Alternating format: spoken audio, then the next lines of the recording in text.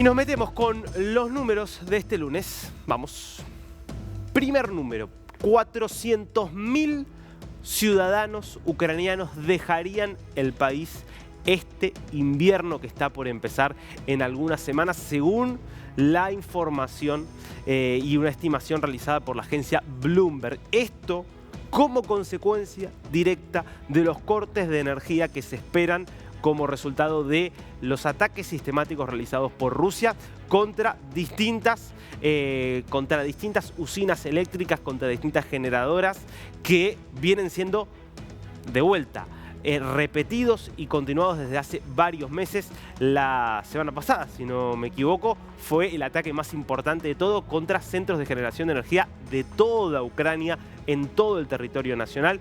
Y te contábamos, era uno de los números de la semana pasada, que en el peor escenario se anticipan cortes que pueden ser de hasta 20 horas por día, en un esquema en el que serían 7 horas de corte programado, 3 horas de electricidad, 7 horas de corte programado, 3 horas de electricidad, lo que te termina dando 20 horas sin electricidad al día. Bueno, esto provocaría entonces, según estas estimaciones, un nuevo éxodo de una Ucrania que 2 años y medio después de la invasión lucha por subsistir ante una Rusia que no parece dispuesta a detenerse por nada. Segundo número del día, nos vamos a México y es una caída de 18% anunciada ayer por el presidente López Obrador en el promedio de homicidios, promedio diario de homicidios.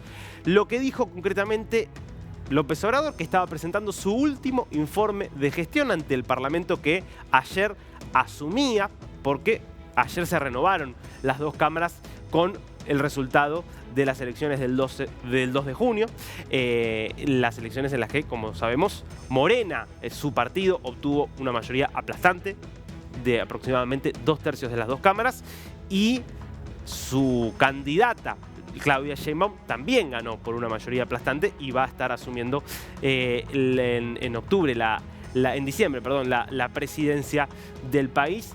Bueno, en este contexto, López Obrador daba su último informe ante el Congreso justamente planteado y asumido, y decía esto, que durante su sexenio, durante sus 6 años de gobierno, el promedio diario de homicidios había caído 18%.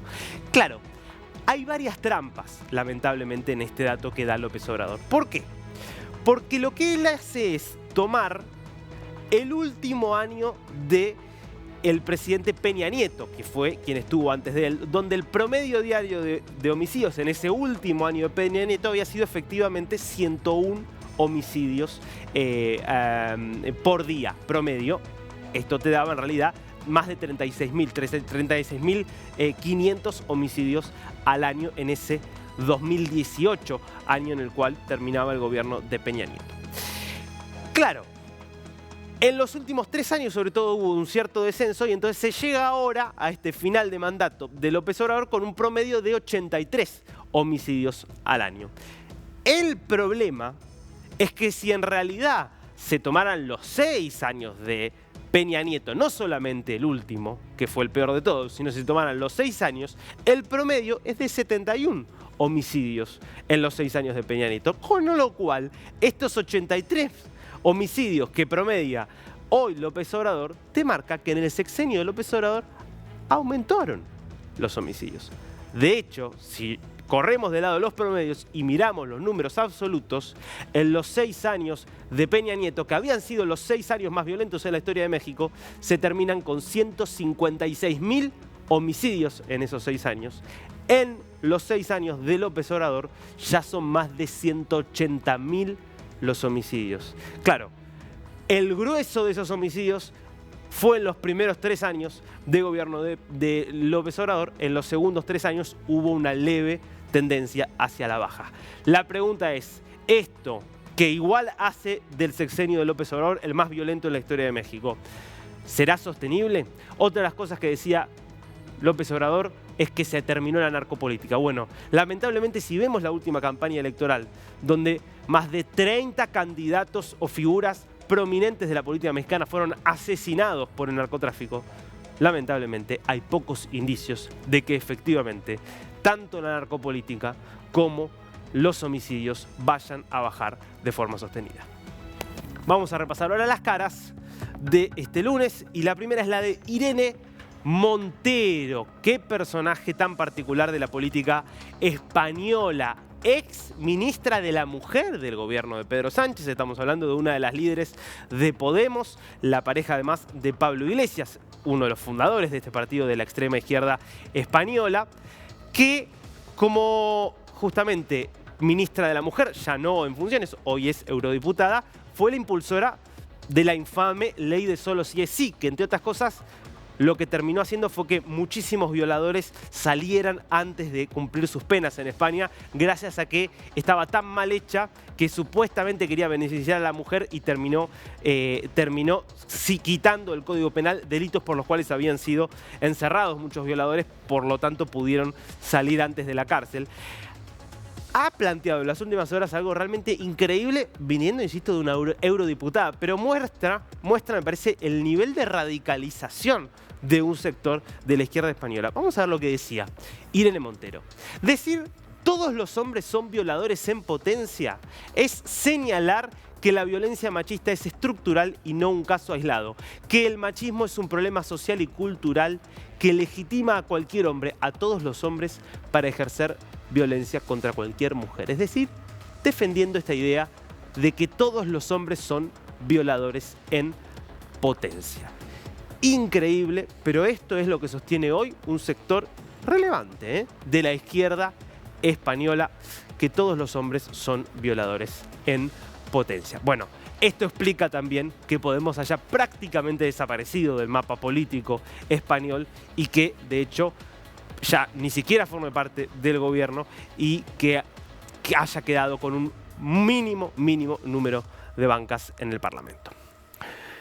De la izquierda española nos vamos a ir a la izquierda latinoamericana, en concreto a Cuba, que está viviendo la mayor tragedia económica y social de su historia. Betsy Díaz Velázquez es la ministra de Comercio. Yo quiero que escuches lo que anunciaba este fin de semana. No tenemos previsto para septiembre en este momento, como no hubo en agosto, ni aceite ni café. Y bueno, lo que nos corresponde es el esfuerzo por terminar. ¿Escuchaste lo que dijo? Ministra de Comercio Interior de Cuba. No vamos a tener, no prevemos que haya en septiembre, como tampoco hubo en agosto, aceite y café. Ni aceite y café. Escúchala de vuelta, por favor. No tenemos previsto para septiembre en este momento, como no hubo en agosto, ni aceite ni café. Y bueno, lo que nos corresponde es el esfuerzo por terminar. Estamos hablando ya de escasez de cuestiones absolutamente básicas de consumo. Y no es que va a haber menos de lo normal, directamente ya ni siquiera van a estar presentes en la canasta básica. Claro, seguramente en el mercado negro, a precios inaccesibles, a precios a los que solamente pueden acceder los empresarios cubanos, que son en realidad los familiares directos de la burocracia o de las Fuerzas Armadas, que pudieron emprender sus propios negocios y son hoy la verdadera élite que vive como millonarios en una isla donde la gran mayoría vive en la miseria. Salvo para ellos, que pueden acceder a ese mercado negro, para la mayoría ya no hay aceite, ya no hay leche, ya no hay café. Cuestiones elementales, muchas cuestiones que hasta se hacen en Cuba y ni siquiera están hoy presentes. Ese es el nivel de la crisis y del colapso absoluto de la economía cubana, lo que explica, entre otras cosas, la desesperación con la cual siguen saliendo cada vez más jóvenes cubanos en busca de algún futuro en algún lugar. Porque claro, en la isla continúan presos.